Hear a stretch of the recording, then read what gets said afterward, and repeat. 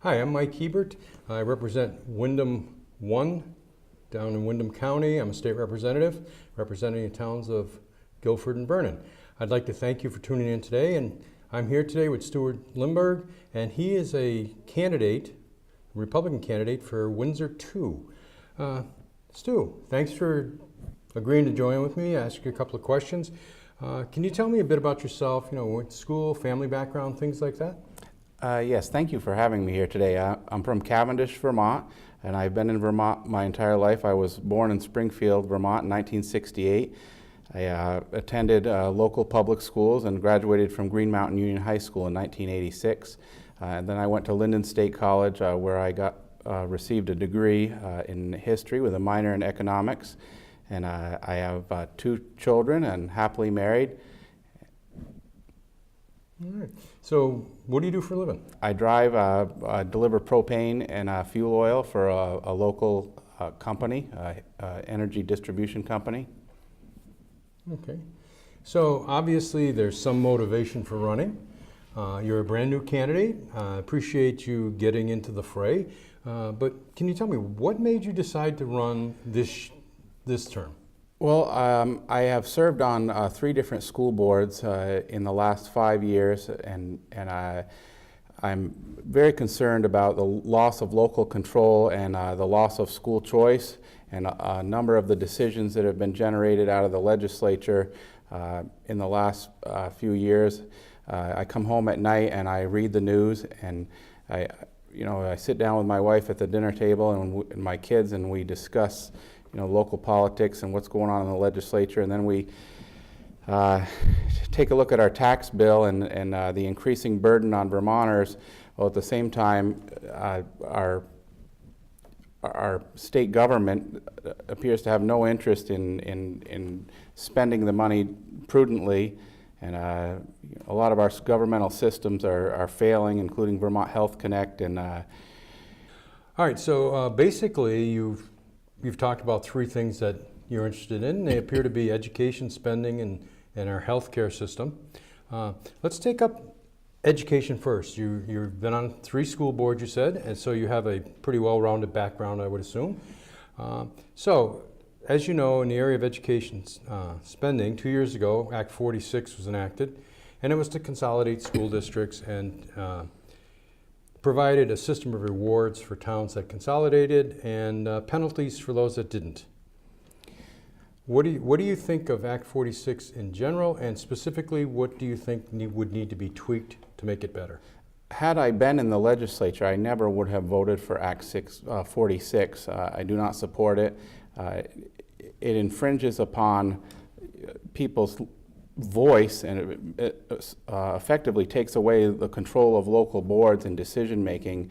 The stakeholders, it's very important that local people have a say. I mean, it's their schools, it's their money, and we really need to move back to more local control. I mean, part of the whole the way our system works is that we elect people, citizens, to represent us on these local boards to make decisions in the best interests of our children. And we've strayed away from that, and we need to move back to it. I'm a firm believer in school choice, in that if you open up the market in education, you'll drive down costs and you'll create excellence. And this is something that it should happen, and I would be I am a big supporter of school choice. Okay. Now, one of the other things was healthcare that you were talking about, and you spoke specifically about Vermont Health Connect. Every time you see the news, there's something gone awry with it. There's still many, many problems with it. Really, it's not working the way it was promised to work, and has cost in the neighborhood $175 to $200 million thus far. What do you feel the legislature should do about this problem, or is there a fix for the Health Connect, or should we go in a different direction? What do you think we should be doing there? There is no fix for Vermont Health Connect. Vermont Health Connect really we should have pulled the plug on it. And of course, it's another one of those things where it never should have been implemented in the first place. It's cost the taxpayers, $200 million by some estimates. $250 million, and it's serving the residents of our state very poorly. I mean, if you really want to improve health care, you need to open up the market in Vermont and allow the free market to work and allow competition to occur, and this will naturally improve quality and drive down prices. I mean, this isn't to say that we don't have a safety net. I mean, it's really important that we take care of people in the state, and there could be, there is a government option. It's called Medicaid, and I mean that is being utilized.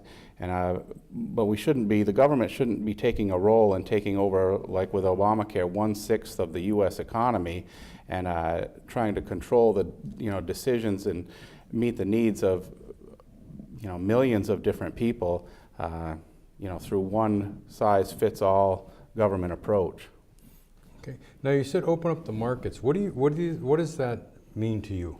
That means having multiple competitors come in and service people and take care of people and have individualized contracts with people for health care.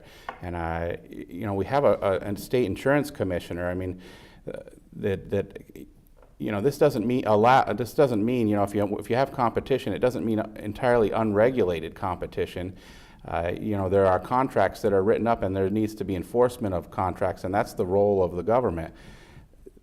The government has a very poor track record in actually providing services to people, and the evidence is clear. All you have to do is watch the news at night, and whether it's a monopoly in education, a monopoly in healthcare, even taking care of the roads, it doesn't even seem lately that they're able to do that. I mean, if you travel the roads in the state of Vermont, you'll find that, they're not being taken care of. Okay.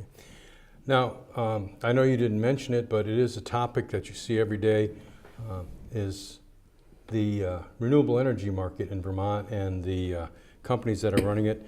In my area, what's really important in Windham County, or what's been on a priority agenda, is the wind turbines. Last year there was a bill passed to kind of control siting of wind turbines things. But it got reworded when the governor threatened to have a veto on it. But it was then passed, and we had to call in a special session to deal with the veto. So all of that energy programs and stuff, a little cumbersome. Can you tell me what you think of directions that we're heading in Vermont with renewable energy?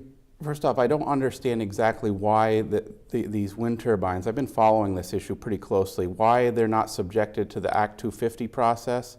And you can correct me if I'm wrong. I understand it just goes through the Public Service Board. Is that correct? That is true.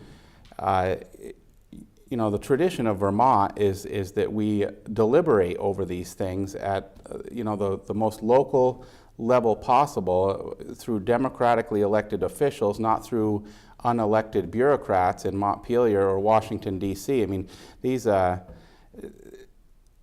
we have rules on the books regarding Act 250 where this should be subject to that process, and the planning commissions of the towns and the select boards should have a shot at it. The wind turbines, from what I've been reading and have researched, there are some negative health effects. And people come to Vermont to look at the pristine mountains. It's a driver for our economy.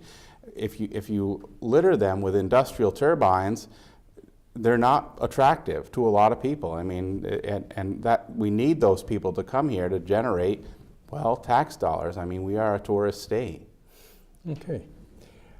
Now, you mentioned spending, and there is a gap between our revenue and our spending.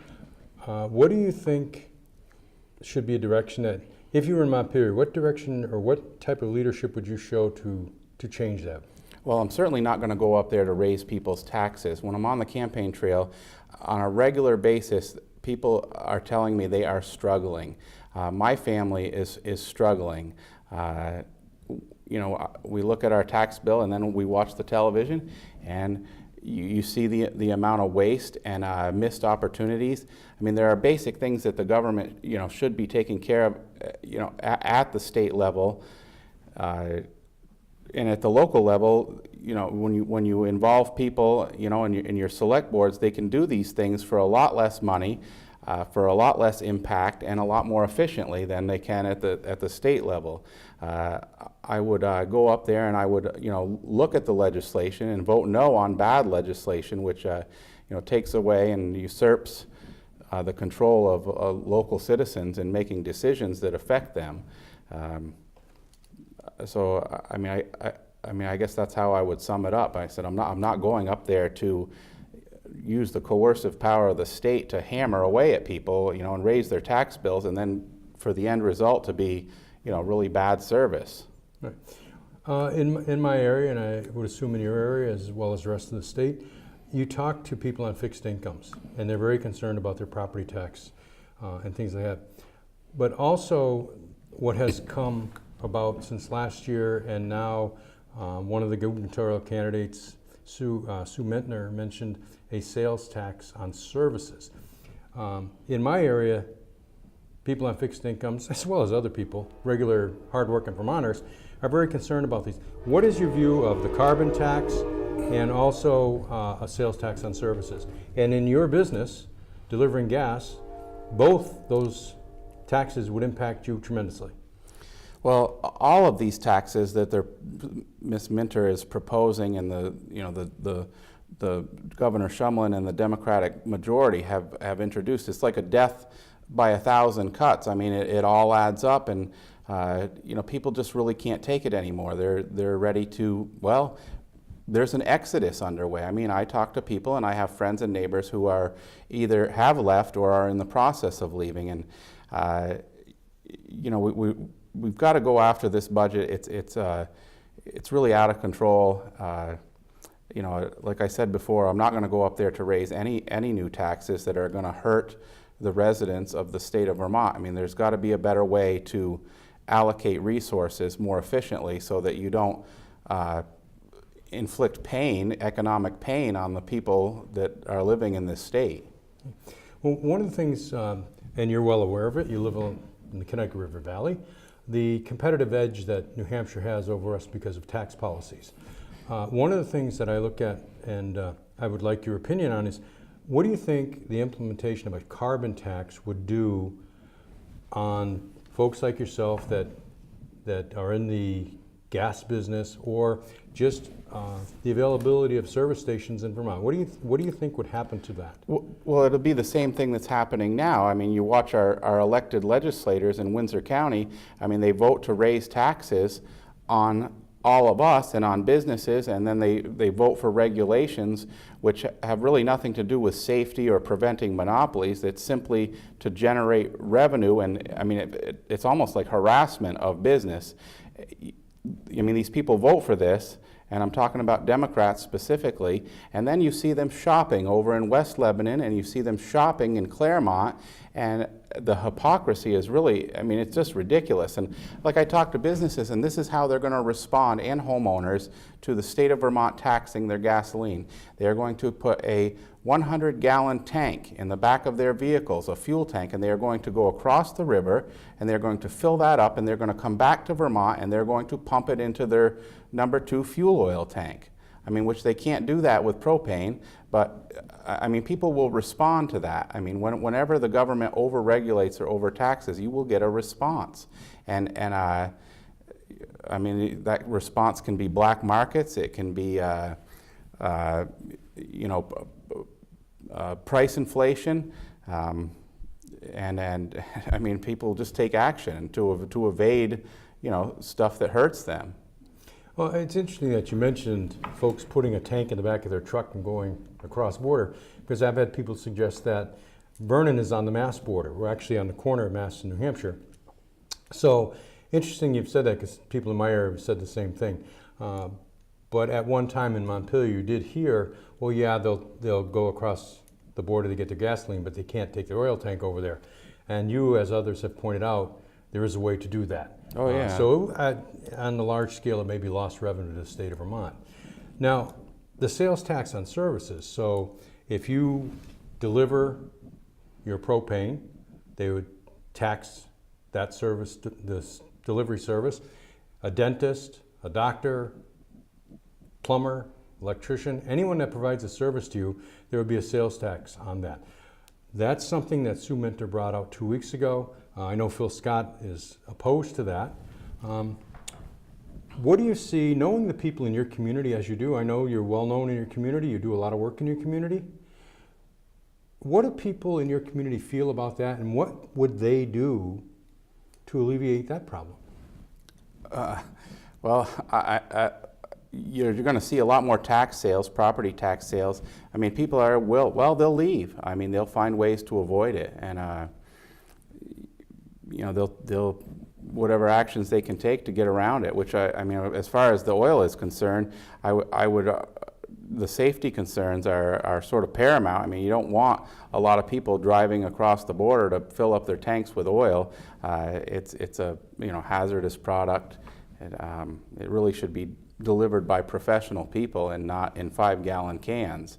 I mean, it's a step backwards to sort of promote this legislation. I mean, there's always the law of unintended consequences, and I think with a lot of this legislation, that's what you're going to see.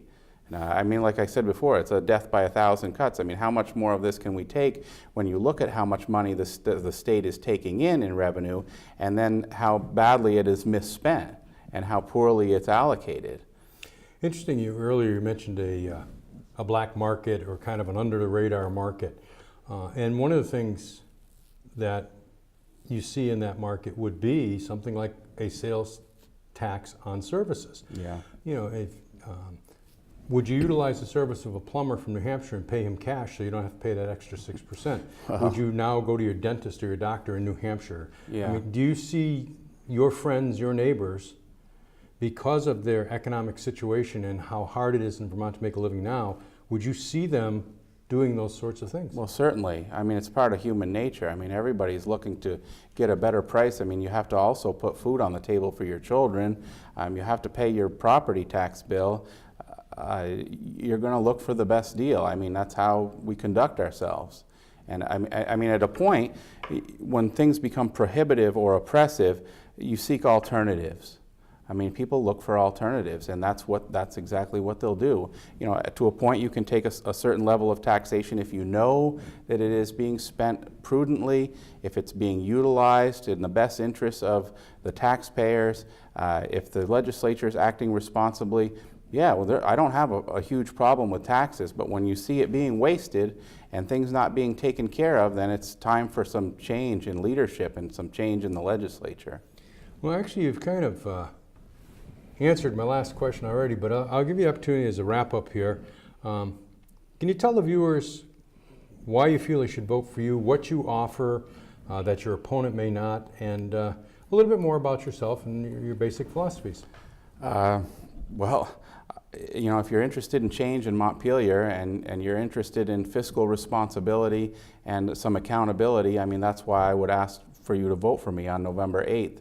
I mean, I'm a student of good government policy, and you know, how the nation was conceived as far as personal liberty and defending people's rights, the entire Bill of Rights, and to operate within the confines of the Vermont Constitution and the United States Constitution. I mean, part of the problem with the direction of the country right now is both parties have forgotten the rule book, and they don't care about the rule book. And it's time to start breaking out the old dusty document and reading the rules again. All right. So then what you're hoping people do on November 8th when they walk into the voting booth, they see Stu Lindberg, and you'd like to see him put a little check there? Or? Absolutely. I'm asking for your vote. I would appreciate it. You know, maybe we can make a difference up there. If enough of us get elected, we can turn things around and you know, maybe restore a little bit of faith in our government. Well, Stu, it's been nice spending some time with you, and I'd like to thank you for coming thank you today. very much. And I wish you luck. I'd love to serve with you in Montpelier. We need common sense up there, and I think you have it. Absolutely. Thank you.